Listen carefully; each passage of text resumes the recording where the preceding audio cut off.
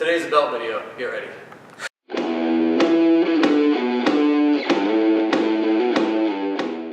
Alright guys, today we're going to talk about belts. At our gym we like to use belts with all of our lifters.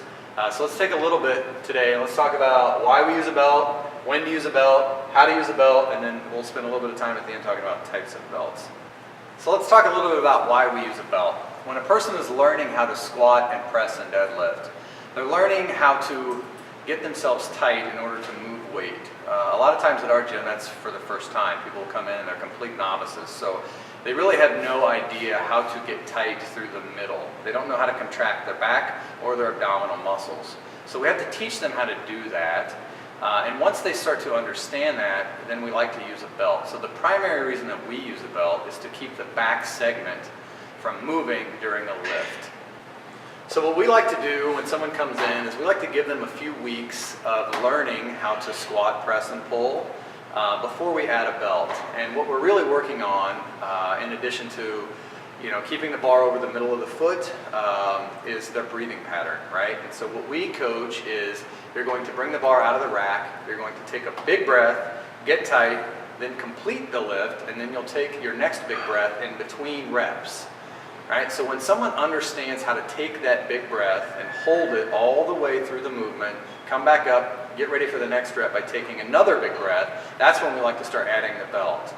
We don't really see much use in adding a belt before someone knows how to breathe properly when they're lifting. So what we're going to do is now we're going to start working up in sets of 5 with them.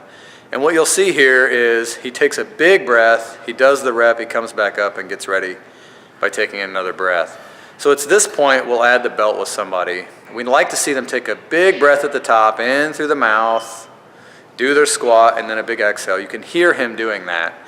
When the person is getting that, they understand that, then we'll add the belt. So when I'm teaching someone to put a belt on for the first time, what I like to do is find out if they're right or left-handed. And I found that if you're right-handed, I like to have them put the buckle on the opposite side.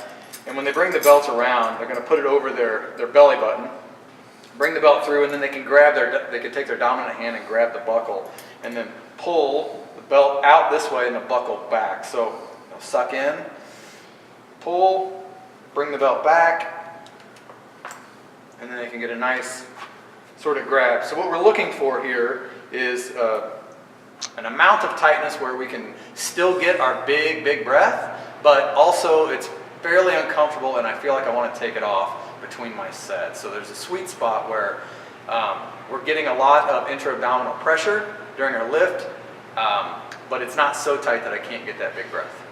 All right, so what we got is a few of our belts that we have here at the gym, and I just want to take a couple seconds to point out some of the differences. First, let's talk about width. So some of these belts are 4 inches in width, and then 3 inches for this guy, and then we have the Velcro belt. So let's talk about why you might use one versus the other.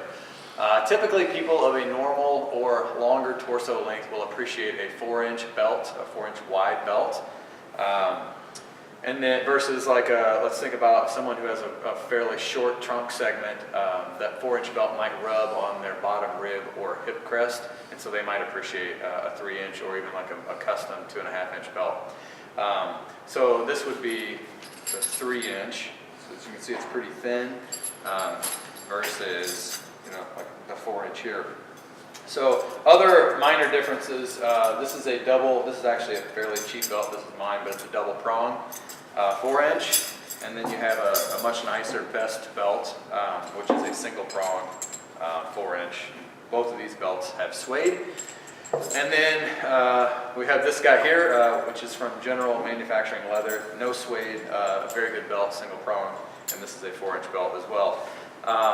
The only thing really to note, a lot of this is just a matter of preference in terms of how the belt feels, width-wise and texture-wise.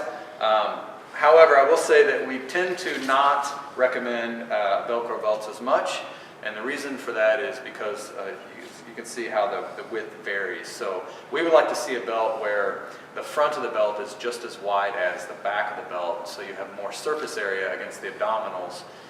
And when you have a greater surface area, you can generate more intra-abdominal pressure by pushing your belly into the belt. So we like a consistent width for the belt. That's really the only thing. So.